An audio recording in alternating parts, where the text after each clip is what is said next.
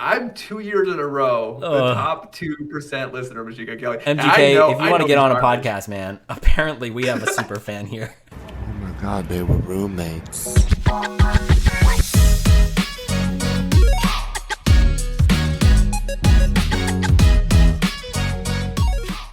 Oh no. It wasn't record. I'm just playing. I visibly saw your heartbreak. Hey, dude. So why the podcast? Why are we even doing this? It was fun. You had a podcast before and you looked like you had fun. I had fun on your podcast. So I tried to start one with 3 other guys and 2 of them that you know. And they're just flake. They're just never any help. Like I shoot flakes. over like concept ideas and just like crickets. And then, we'll be playing a game or something and I'll be like, dudes, let's start a podcast. And all of them are like, oh yeah, a podcast. And then never any help. And so it's like they just want me to do the whole thing, which is fine. I'm willing to do that, but I need like feedback on concepts and stuff. 100%. Like, it is so hard to start anything. Like, the starting is always, oh, I'll do that next week, next week, next week, and then next week just never comes. And so we are breaking ground right now. We're Yeah. freaking putting the shovels in the earth. We're lifting it up. We're doing it. And I think once we start, like, yeah, just forewarning to the audience is probably going to suck for a while, but hang with us. We'll get better. And yeah, I'm excited. It's Excellent. roommates couch. Roommates So how couch. did you come up with that? I was not the creative mind behind this, but I did like it. So Mehmet, how did you come up with that? So, when we were originally like talking about kind of how we wanted this to feel, I wanted it to be like your previous podcast, but less formal, where it's like we like introduce a segment and we talk about this, and then we awkward transition and we do another segment. And so, I wanted it to feel more like when we were roommates, like how we just like chill on the couch with all of our many roommates and chat. And so, because I feel like our conversations always got really good and really interesting, and I was always like, man, we should have a radio show, because this was in 2015 and nobody was doing podcasts yet. But that was like, I want to like get that same feeling of just like hanging out with the friends, Heck yeah. I have a core memory, and that is like a phrase I say far too often. Yeah, so many cores to me. And one of my core memories that I have is us being roommates. We both went to BYU, Idaho, in the middle of nowhere, Idaho, and the power went out. And I remember the power going out, and we took a bunch of flashlights and put water balls on them, and the vibe in that room, Diffuse the like light. it Oh, was so good. that And was I just remember we were shit talking. We were just going off, and we listened to. You had a specific playlist called Pacific Blue, or there was at least a song in there called Pacific Blue, and that is core memory. Like I can hear that song, and I'm taken right back yeah. to that exact moment. I know exactly what you're talking about, because like it's interesting. I have not thought about that in years, but as soon as you said put the water bottles on the flashlights, I was like teleported back to that day. Like I remember that so vividly. I still have that playlist. Heck yeah. And I think Serena was there, and I think Chan was there. So it was like we're there with our ladies. We're just chilling. It was a Foreshadowing. good time.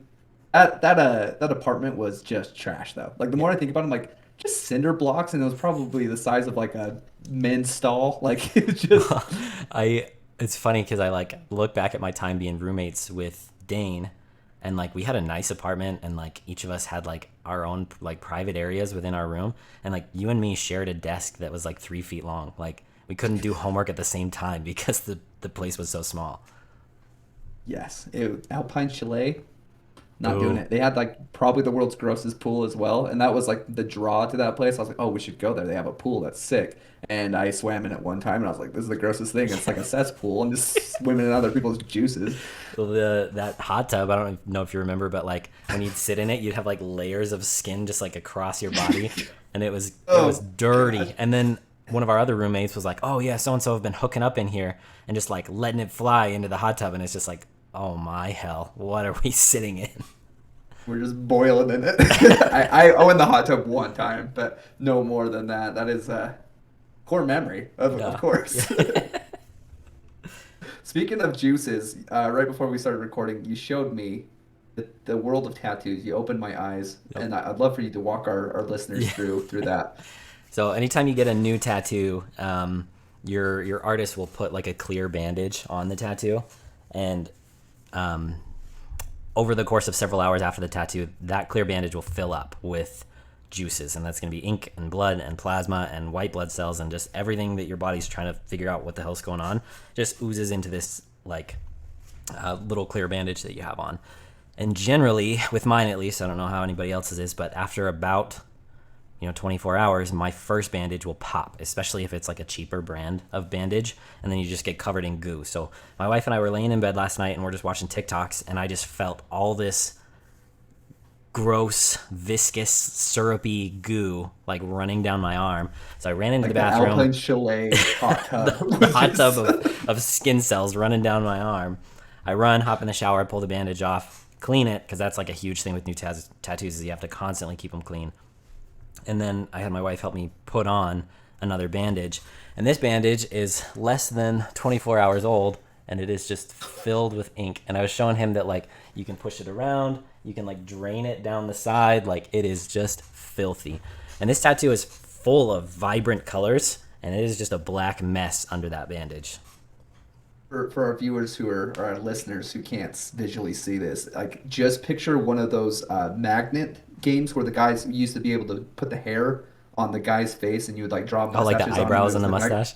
Yes, that thing. I don't know what that thing is called, but that is what that reminds me of. It was just like you just have this pocket on your bicep and you can just move it around, make a little mustache on your tattoo there. Skin. That's something I never even thought of. So like if you get a tattoo like in a joint or something like that, like do you still have to keep it covered like that? Yeah.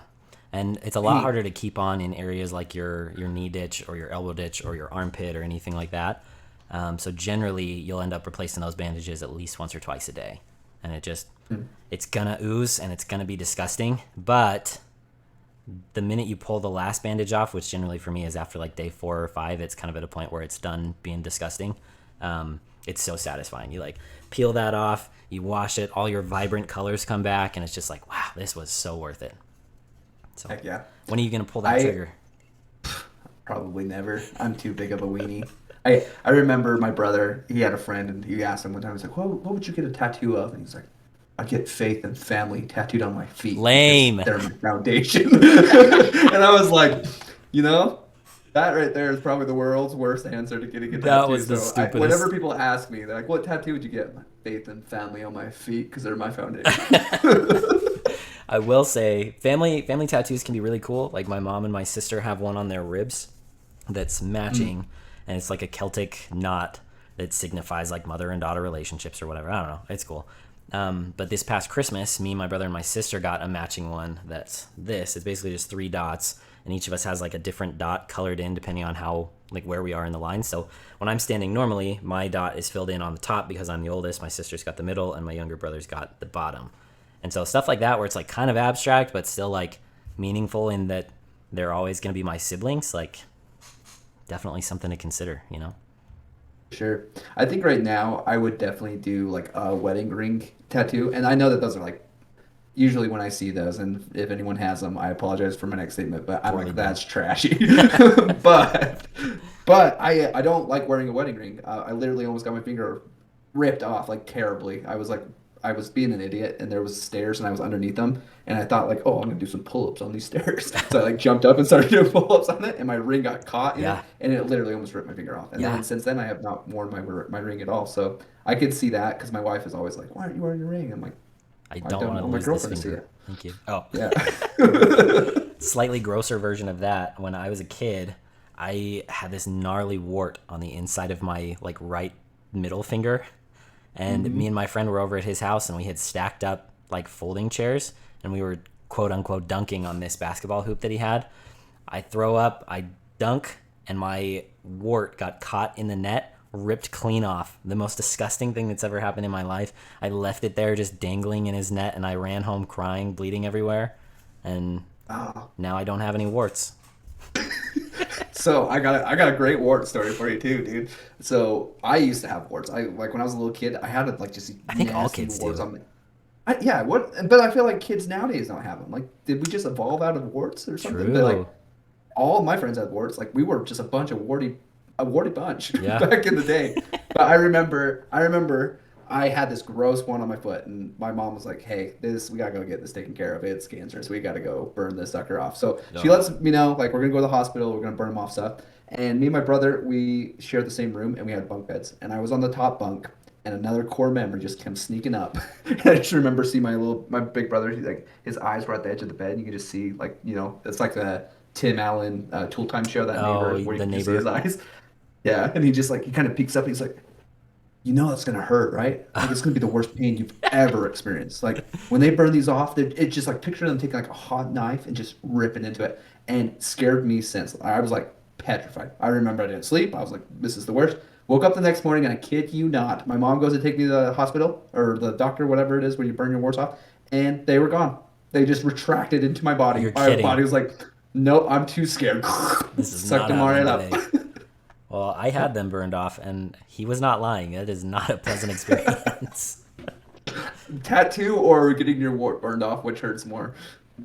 You know, I want to say getting your wart burned off because it's so burned into my memory that, like, it's there.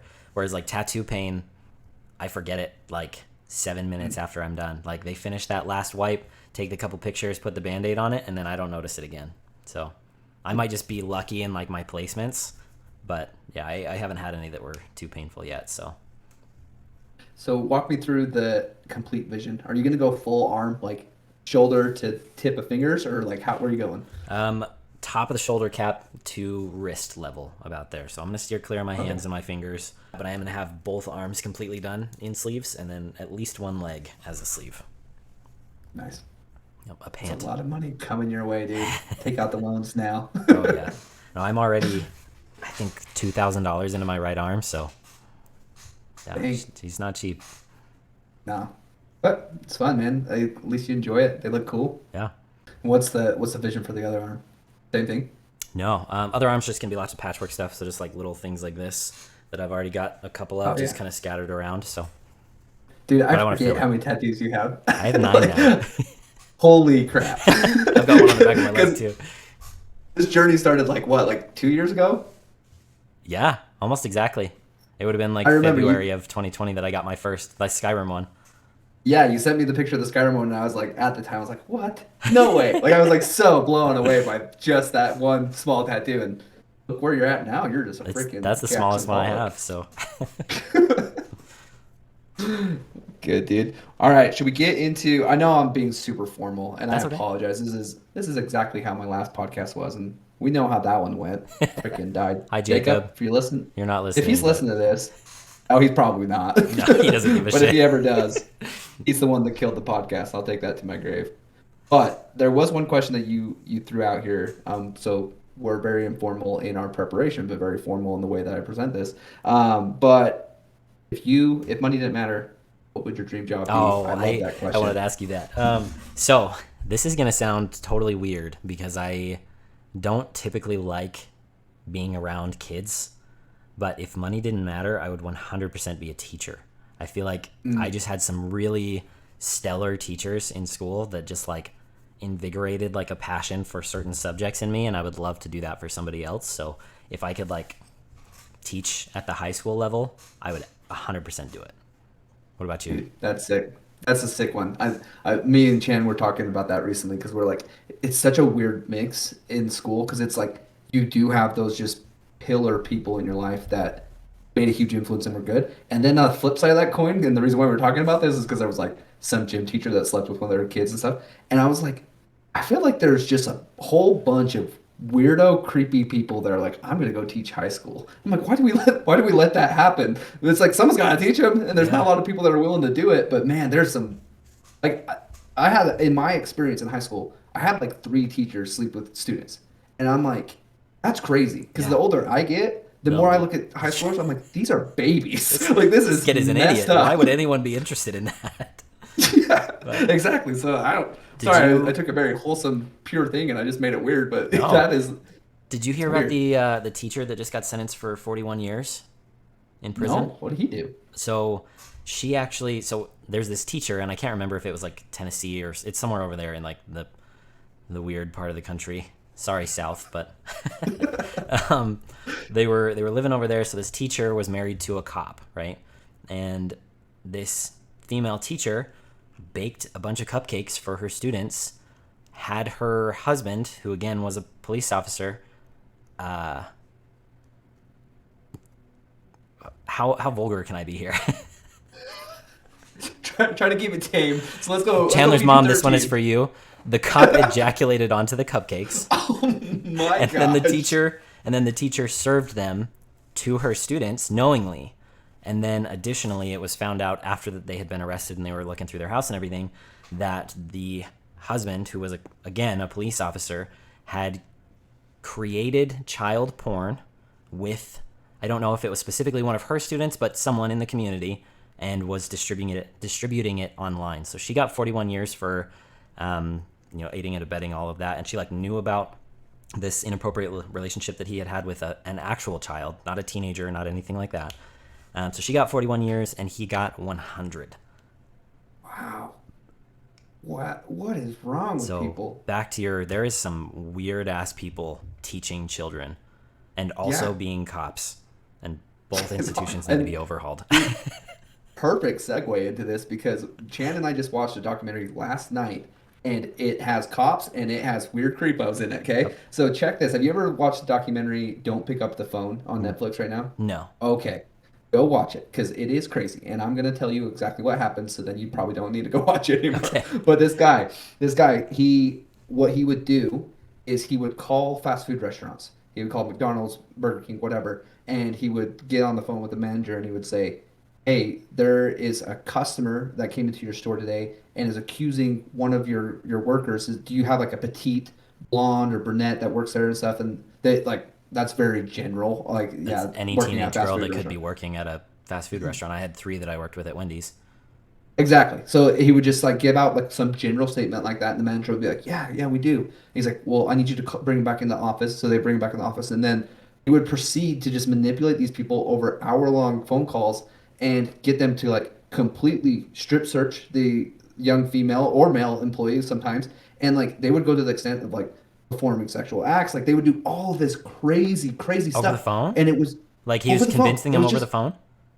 just talking to him, just straight up, just like talking to him, and it is wild. Like you watch this, and they how they eventually go through the whole process is like he did it like 78 times. Like he Jeez. did it all across the country, and he was calling in from a payphone in Florida, and it was just like this weird, creepy dude that just like got off being able to like manipulate people, and he would just like see how far it could go and like what they would do. And like there's lots of instances where it didn't go very far at all because people had common sense. Yeah. But he was able to like convince at least 78 people to like do these terrible, awful things, and it was just over the phone. That's just what he Wow. did. It is crazy. You have to go watch it. I highly recommend for sure. Yeah, absolutely. That's insane. People are unhinged. Yep. Yeah, they are. It is a weird place, but there's good things in the world. So you would be a teacher. When I think about that question for myself, this is not contributing in making the world a better place, but it would make me happy. I would mow the crap out of lawns all day, every day. Like I would have like the world's nicest zero-turn lawnmower, and I would just find like the football fields. I just want endless grass. I just go and mow. The Bobby I'd be happy as a Boucher clam. of podcasts right here, ladies and gentlemen. Yes. No, I did that in high school. There was like a year or 2 that I just mowed lawns, did cemeteries and stuff. Good gig. I enjoyed it. I crushed a couple headstones, like crushed them, and that is so bad. Like, Ground it into is the powder word. and Yeah, bodies well, lost. when you hit a headstone with one of those mowers, it's like your soul just leaves your body because you're like, I am screwed. Because not only is it like a sacred, special thing to somebody that you just ruined, they're stupid expensive. they're expensive. And yeah, and then I just damaged a super expensive lawnmower, and yeah, it's not a good day when you crush them. And there's about 3 or 4 in Nephi City that I just demolished. Hopefully it wasn't that Mehmet one that's right on the edge there. No, not that one. That's holy ground. We go and do that by hand with That's little scissors. That's the fam right there. I don't know that person, but we're absolutely related. So But Hey, there's a whole mimic clan in Nephi, dude. yeah. Okay, so weird thing. When me and Kelton first met, he knew my last name was Mehmet. Obviously, it's wildly uncommon. In fact, there's only like 2 families that have the last name in the entire world. And his best friend in high school, last name Mehmet, never bothered to tell me anything about it. He's like, I was visiting his home like several years after I had met him and was like, there's a Mehmet in your cemetery. Like, that's so crazy. He's like, oh yeah, my best friend's last name is Mehmet. And I was like, are you kidding me, dude? You never told me this? Yeah, I just actually saw him over Christmas break. Hi, Mehmet. Yeah. What's up, Down in cuz? Florida, probably calling people on a payphone. But yeah, he's becoming a doctor. So shout out to Jordan Mimit. Congrats, Wow. bud. Look at that. Jordan. Look at you, Mimits. Just taking on the world, becoming doctors, starting podcast. Wishing to be a teacher, but not willing to take the pay. Speaking of which, how's the job search going, man? Oh, it's been terrible.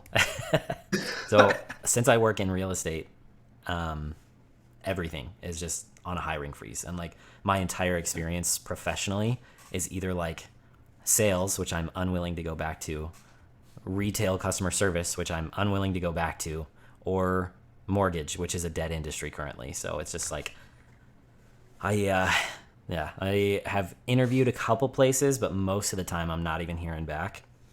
I've gotten, I think, a total of 6 interviews this week though. So like things are looking up. Okay. Definitely some second rounds that I actually did a couple second rounds today. So hopefully like next weekish, I've got some good positive news. If not, I do have a friend that's the CEO of a 3D printing manufacturing company, and he can bring me on as a level 1 manufacturer person. So basically just like run the machines, do quality check, all that kind of stuff, which I think would be a lot of fun and a really cool skill to have. He doesn't pay as much as I would like though.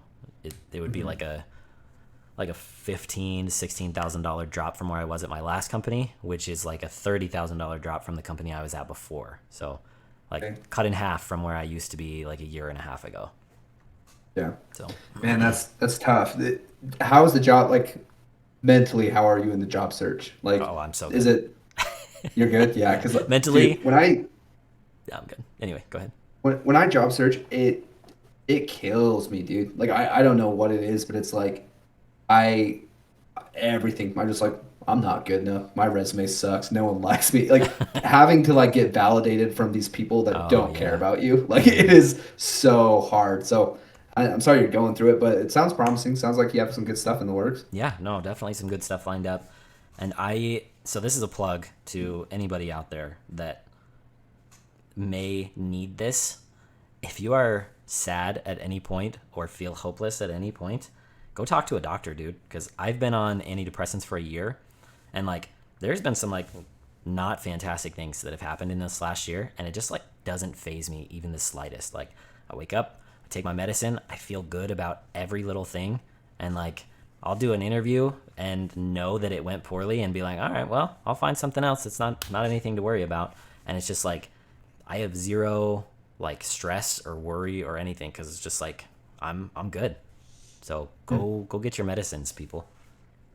They Yeah, dude, work. that's good. I'm glad you're on top. I'm not. I'm a freaking mess, and I just kind of let my emotions run with it. But you have a disposition too. Like I've known you long enough that's like you really can take really crappy stuff better than most. Like you're really, I don't know if you've always been medicated or what, but like that is a skill set that you have. It's awesome. Like definitely respect that about you. Well, thank you. I'm gonna make you feel bad for a minute. Hey, Ready? do it. You are coming up on 30 years old. Yes. What things happen around you that make you feel old as hell? Oh gosh. The thing I just mentioned, seeing kids that I feel like are 10 and they're 20, and like that hurts me like more than it should. Also like people I work with, like that was a really surprising thing. I joined a new company about 6 months ago, and when I joined the company, it was just like this. It gave me a lot more respect than I like expected. I'm like, I'm the new guy. I don't know what's going on, and like people were like were asking me questions, and they were like, "What?" And I was like, what is this?" And it hit me like a ton of bricks. I'm like, these guys are like 8 years younger than me. Like they're looking up to me because I got 8 more years of experience of life than They they had do. graduated And they're college before they started high school. yeah, like they're looking at me and they're like, yeah, you should know what you're doing. Like, and so it took me a while because like I was like, no, I don't know what you guys tell me what to do and stuff. And they're like, no, like you're old, like you're supposed to tell us what to do. And I was like, oh crap, that sucks. Like, so that hurts for sure. And then having kids, man. So we're gonna go on our second one, and I think about that all the time and just like, yeah, that's weird. It's weird when you have kids and they're growing up and that's in my daughter. She's just everything she does is just like I'm starting to think Super she's cute. old and it's like she looks at me like I'm ancient. Yeah. Well, you kind of are, so. But I I'm right know. there with It's you. I'm sad. pretty sure I'm older than you, so don't worry about it too much. What is it for you? What do you So I spend a lot of time on TikTok, and so I feel like I'm very like in touch with the youth, and like I'm right up there with like all the trends and stuff. And then I'm like, I'll be watching and scrolling, and someone will say something, and I'll be like, oh, that was kind of a weird word. And then that's the only word that I hear on my For You page for like 3 weeks. And so the amount of time that I have to spend on Urban Dictionary to understand what is going on in the world around me just makes me sad. Yeah. There are a lot of those like compilation videos of like Gen Z versus Gen X versus millennials, whatever, and it's like there's times I have no idea what Gen Z's saying. Like I'm like, I I don't know any of these words. And how does that even happen? Because it spreads like a wildfire. It Like just, my little brother will say stuff, and I'm like, who did you even hear that from? He's like, oh, it's just what people say. yeah, Like I'm like, that's what people say. it's weird. It's Yeah, got to be TikTok, right? It's got to be it has social to that be. they're. I'm in the process of trying to create trends on TikTok so that I can be like ahead of the game. And like I already know that what that word means because I invented it. But so far, nothing's really taken off. My biggest video is like 11,000 views or something, which is not amazing. So That was pretty good. What was your 11,000? it was actually my entry video to a streamer competition that I did. I didn't even get to round two because it when it was announced, they talked about it as like this way to get the word out about your stream and like do all this stuff, and like the winners were going to be getting like really nice computer setups, and it was going to be fantastic. I don't need a nice computer. I have a really nice computer. I picked all the parts myself. Like it's exactly what I want. So I was kind of in it for the exposure. And in a portion of my entry video, you can see my computer and that it's very nice. And so I automatically was disqualified. Just No way. immediately. And like there is some ass videos out there of people's submissions. And my video, I put 10 hours into editing alone. Like it is exactly what I wanted. And I got instantly disqualified. I was so mad. That sucks, dude. I'm sorry about that. I am probably 20 or 30 of those views because the other day I had to download TikTok, and I don't have TikTok because I have an extremely addictive personality, Yeah. and TikTok's algorithm it is so incredible. Like it just knows what you want like instantly, and it will just feed you like the next 30 hours worth of videos to exactly what you want to watch. And so I'll download TikTok maybe once every 6 months and just like binge super hard, and then I have to delete it or else I'm just going to be toast. Yeah. So I downloaded it a couple days ago for work because I needed to do a video, and it has this new feature where it used to just like take you to the scroll every time you download it and you just start the feed again, but it takes me to my friends. And so my only friends on TikTok that I have all connected to is you and Serena. So I sat there and watched every single one of your guys' videos. So, my most recent TikTok, cringe, and I know it, and I did it on purpose because like cringe is all over my For You page. I was like, what is the worst thing that I could do on here? And I did it, and every time I start that TikTok, I'm like, I am despicable. I hate myself for doing this. And I didn't see it. What was it? so I uploaded it 2 days ago, so you may not have seen it yet. But there's like this trend where people use voice filters, right? And like there's a couple of the voice filters that are really great and really popular and widely used. And there's this one that kind of sounds a little bit like the bad guy from Scream, like the old horror movie. Old, I shouldn't say old. It's like 15 or 16 years old, but like We're old. and my video that I had cut had too much background noise for it to register for the AI to be like, okay, yeah, we can change the voice on this. And so it just kept telling me no, like flat out. I was like, no, it can't be done. And so I decided to just do the voice myself. and it's literally only the first 2 seconds of the video, and I'm like talking in this stupid voice, and you can tell it's just me. It's not a filter. Like, it doesn't sound good. But at the time, I was like filming it and recording it. I was like, man, this is so funny. This is going so viral. And then the second I uploaded it, I was like, what have I done? I just am awful. Oh man, that's incredible. Well, maybe that will blow up. Maybe that's the one. No. And it was kind of a throwaway TikTok anyway. Like, I had the video made 2 months ago, and it's just been sitting in my like to be uploaded folder, because like I stream a lot, and I use TikTok as a way to like promote my stream and to grow that way. And so like I just have stuff that I upload on a certain timeline when I'm actually following it. And I was like, I have this throwaway video, I need to narrate it, like it'll be fine, I'll just chuck it up there. And it was gameplay from Overwatch 2 from when it first launched, like a month and a half, 2 months ago. And I've never played Overwatch before, and I'm not good at Overwatch. And I got shit on in the comments by all these kids that were just like, you suck at this game. Like, they completely ignored the cringy voice filter, which I'm grateful for. But like, everyone that commented was just like, you're bad. It's like, I know I'm bad. Leave me alone. Dude, I have not ever really been a gamer, but just in like the last week and a half, my buddies were like, hey, get on Fortnite, like we should play and stuff. I was like, okay, cool. So I've done it. The skill gap between these 6-year-olds that are on Fortnite and where I'm at is so immense. Yeah. That like I've gotten like 1 kill out of like 30 games. Yeah. Like, it is bad. There's a lot of times where you say like, oh, you haven't missed the boat. You just need to learn. If you are not playing Fortnite, if you weren't playing Fortnite 2 years ago, you have missed the boat. Like, it's so far gone at this point. The community is so ingrained in itself. It's a throwaway game at this point. You're either good or you will never be good.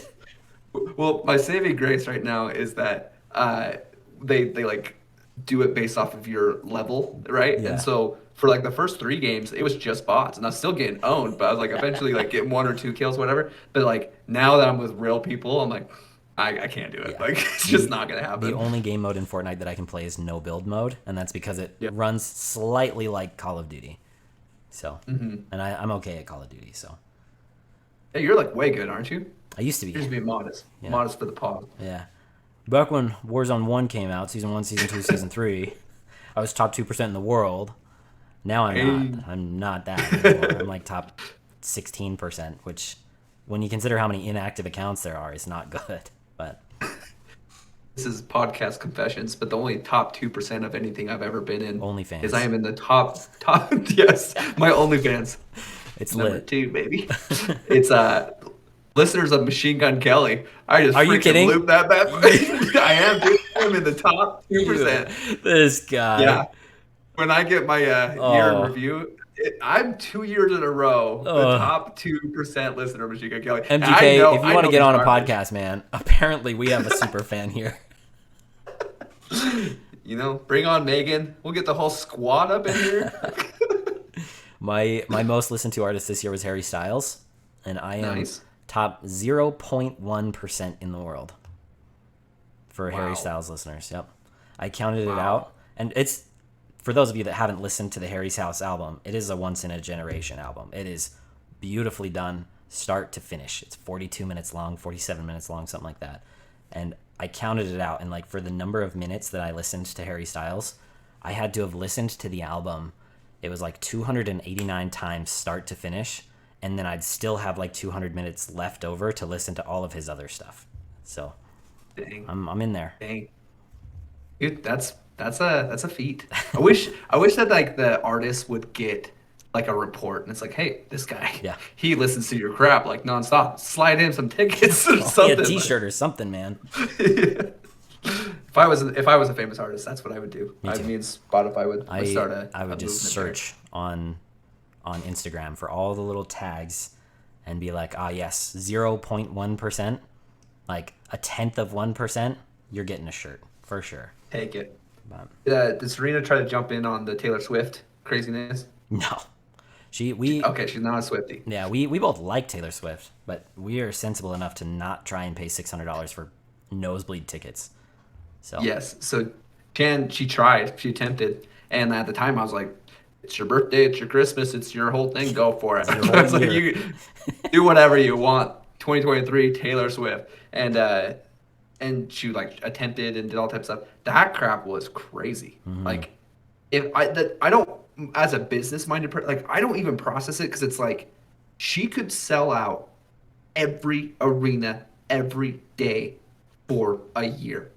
So why not? Like I don't like if she could make unreal money. I'm sure it's like really stressful and taxing and all that type of stuff, and that's why they pace it out. But Yeah. man, the demand for that was crazy. No, she could play the same arena 10 days in a row, same set list, same everything, and she would sell it out all 10 nights in a row. Guaranteed. Nuts. Like, Nuts. she's crazy. And we actually just went and saw the 1975, who are just phenomenal. We love them. And we bought pit tickets, so we were on the floor, like right in front of the stage. I wasn't. I traded my ticket with my friend's wife, but that's a different thing. We bought our tickets for, I think it was like $78 a piece, so like not bad for the 1975 to be on the floor in like a small arena. And the day of, I just hopped on Ticketmaster to see what the tickets were selling for, and we could have sold our floor seats for like $600 day of. And I was like, who's paying for this? Like, we bought 2 or 3 months in advance because like we knew they were coming to Arizona, and so we wanted to really get in there. But like, I can't imagine the like how many scalpers and stuff there are that just like scoop up tickets to anything they can find so that they can make a quick buck. It's crazy. Yeah. Good business, I guess. Yeah. I've told you this, but I haven't told the podcast. But I did the exact same thing for my UFC fight, where I scooped it up at ASAP because they've sold out every show for the last 5 years.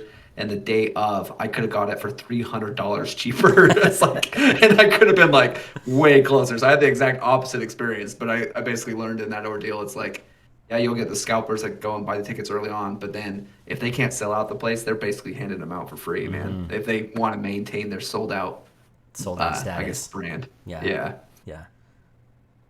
It's crazy. So I was on the internet. I spend a lot of time online just because I am unemployed, and so I look for things to do during the day. And as of yesterday, the new Mega Millions jackpot is at $1.35 billion. So if you were to win, and minusing all of your taxes, let's just imagine you take the lump sum and you don't do the annual disbursements or whatever, at the end of it, you wind up with somewhere in the ballpark of like $380 million cash after your like the fee that they take away for doing the cash all up front, your state, your income, or your state, your federal, all that kind of taxes, $375 million, somewhere in that ballpark. If you were to win, what would you do with it?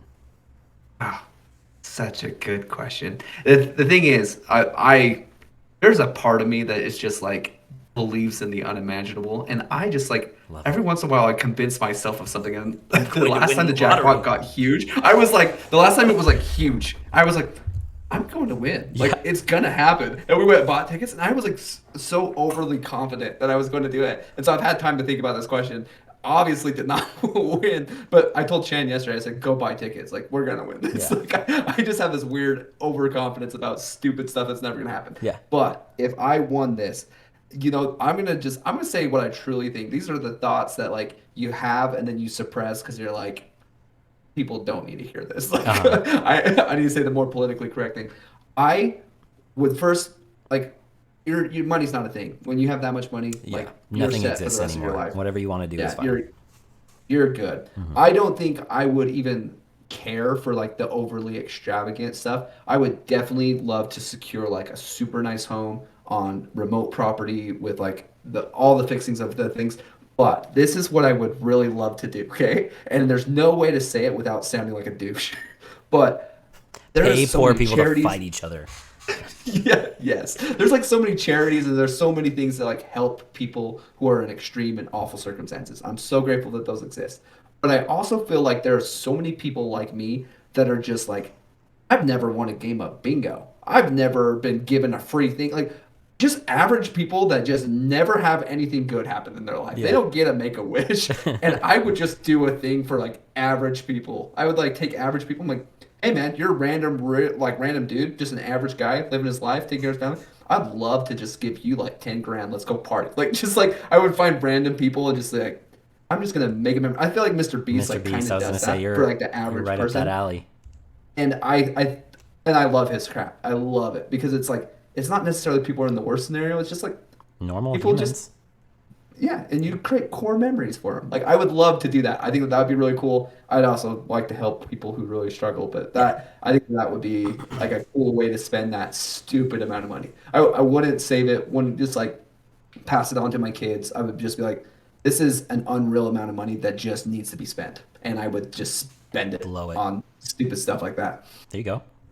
Well, the What about people you? that you gave 10 grand to wouldn't say it was stupid, so. Yes, that's true. And isn't it crazy that like when you think 300 million, like, bleh, but if someone were to give me like 5 grand right now, that's my life, my average life changing money. Like Yep. it is, like even 5 grand. Like that is so crazy to think that there are people that have millions and billions of dollars, and all it would take is like 5 grand to Yeah. just change someone's life. Like it's crazy. There was a TikTok I was watching the other day, and it was this lady in New York, and I love the wealthy side of TikTok because like you just see how out of touch people are. And like when I was working, I made an okay salary and Serena makes an okay salary, and so combined, we do pretty well. Like we're definitely above, the average income level in the US when we're both working. And so like I know kind of how much it costs to survive and stuff, because like we were in school and we were newly married, and she had a job and I didn't, and she was making $14 an hour and we were making it work. And so we've been poor, and we've had it where there's $1 in the bank account at the end of the month. But this lady in New York was talking about, she's like, oh, 100 grand is not a lot of money to make in a year, because when I was living in New York, my expenses were sometimes $5,000 a month, and that would only leave me with the $40,000 that was left at the end of the year to put into savings or investments or anything like that. And everyone in the TikTok comments was like, you have money left over? Like, you are rich. If there's money in your bank account at the end of the month, you're richer than like most people on earth. So like, I love being on that side of TikTok, because even if I was wealthy, I feel like it would just keep me grounded and be like, oh yes, I remember what it's like to be a human being. This is like one of my favorite quotes, and I actually heard it when we were on our mission together. It's like everyone says money doesn't buy you happiness. I agree with that sentiment, but poverty buys you nothing. Yeah. And I had someone tell me that, and I was like, yeah, like Yep. being poor sucks. It sucks. It really does. When the minute we like finally had enough money to pay all of our bills on time without question, it was like every problem that we had went away. And it's just like, oh, we don't have to think about like all of our bills can just be on auto pay. We don't have to like meticulously like count the seconds to be able to like, okay, we can pay this one 3 days late without getting a late fee, and we can do this one up to 5 days, and like all this stuff. Like it's like the minute we had enough to where we could just live, no stress. Everything just like went away. Yeah. The thing that stresses me out right now is just like when I'm 65, like I think about that way too much. Like I need to use my money now and enjoy it while I'm young and I can and stuff. But my brain is just wired that like you don't want to be 65 and still have to work. And I'm Yeah. just like I try so hard, like, and so we just don't spend our money on crap. And like I'm not saying crap, like we need to Yeah. spend our money on crap. We need to enjoy our lives, but it's such a hard thing for me because I just feel like everything I extravagantly pay for, we go on a vacation, whatever it is, it's like It's it's like a guilt taken out thing. of a 75-year-old Celt that's can't pay his bills, you know? You're thinking to yourself, damn, I wish I hadn't spent $2,000 in tattoos on my right arm in 2020. Exactly, right? I was telling Serena right after we met up in Utah and had food. I saw your truck. I love your truck, by the way. It's fantastic. Thanks. But I was telling Serena, I was like, if we ever win the lottery, I'm going to walk into a dealership and I'm going to build a custom truck for Bruff. And I'm going to build a custom, and I was thinking about like, what's a good Chan car? What's a good Chan car? And I settled on the Subaru Forester. So I was like, I'm going to build her a brand new Subaru Forester, top of the line. We're going to drive these cars to their home, give them a check for 50 grand and the keys to their new cars, and just give our best friends something cool. And I told Serena, Freaking and like bet, dude. we went up to my parents' house immediately after that, and I was like sitting on the couch, and like my dad and brother are watching football, and I don't give a shit about football, so I was just not paying attention at all. I was building your custom truck, and I was like, yeah, Kelton would like this. Oh, dude, I love that. And what I said about average, but whatever, that would be the dream, dude. If you just had stupid money, hooking your friends up, hooking your family up, like, and I know that every like horror story of the lottery says these people come out of the woodworks and steal your money and stuff, but it's like my homies, dude. Like, I would love to do got a that. That'd be list. I keep such a track. cool feeling. I Yeah, know dude. exactly So, who's getting what. well, dude, I would happily take a truck review, and And Chan would love the Subaru Forester. It's funny you said that because her family, they're Subaru people. Her parents drive I knew it. a Forester I can like that. feel it in her. Yeah, dude. What would you want with my money when I win the lottery? I would love for you to buy me like a triplex. Just like a little Okay. investment property that I can rent out. That's like one of my big life goals is I want to own property, not for the purpose of like, you know, lots of people own property and then they just price it up as much as they can or whatever. And I want to help people. And so I'd like to keep their rents reduced and that kind of thing. But one of my big goals is to own multifamily properties that I can then give to my kids. And so like big lifetime dream is on my kids' 18th birthdays. I would love to hand them, you know, the deed to a triplex, and like you can live in this property, you can do whatever, you can rent it out, you can sell it. This is 100% yours. So like if you're in school and are close by, live there for free. Don't stress about anything, because like I said, when we were in school, you and I lived in a garbage dumpster of a housing apartment. And then when Serena and I got married, we lived in a nice place but couldn't afford it. And so like we were always stressed about stuff. And so I'd love to just like give my kids the freedom of like, you can live here, you can rent it out, you can do whatever, fully paid off, just because it's like then they always have some form of income. Because like it's great to give people cash, but like cash goes away so fast. But if you give them a way to generate cash, then like, you know, it's lifelong. So if you ever win the lottery, just go ahead and buy me like a small apartment complex or something. Dude, I'm gonna buy you a huge one. Perfect. No, I love that. That's awesome. I had this idea, and just tell me if it's stupid, okay? Because I need that honest feedback. So I see this, I would say, twice a week, and it's always a different medium, and it's always a different channel of someone promoting the Airbnb that exists in Boise, Idaho, that you can sleep in a potato. Have you heard and seen about I've this? seen the TikToks, yeah. It is like wildly marketed that, oh, you come to Idaho, you can sleep in a potato. And I just kind of realized like there is this niche of people that it's like, I'm going on vacation, I want to have an experience. I'm gonna go sleep in a potato, okay? What the flip is preventing me from building a niche thing that Yeah. I can Airbnb, right? Yeah. So I am obsessed. Like I think of all my watch time videos and stuff, like 90% of them has to be me watching either random Indonesian people in the middle of forest building forts or like bushcraft Alaskan guys building log cabins, okay? Uh-huh. So I got this idea. I was like, hey, so people coming to Idaho or coming to Yellowstone, they're not outdoorsy people. Like they are city folk coming to experience wildlife, you know? And that's kind of like the audience I'd be looking for. So I was thinking like it would be sick to build like an off-grid kind of log cabin but hand-built type of experience and put it in my freaking yard. I have this land, I have everything for it, Yeah. and it would be like a cool project to build it. And then it just becomes this rural Airbnb. It's Yeah. like, you want to sleep in the potato? Want to sleep in like this cool hand-built log cabin-esque type of experience? We got a fire pit, like that type of experience that city folk, I just feel like they'd gobble it up. Like Yeah, that's totally. what I think. Dude, do it. Do it. You come up. Okay. You come up, help me build it, and then I'll give you first year of rent Damn. on that, dude. Wow. If we Airbnb it I'm in. and we build it, like you can have the year. Because what I would love is I'd love to have it Yeah. in my yard. You know, it becomes my thing or whatever. Yeah. Come up, help me build it.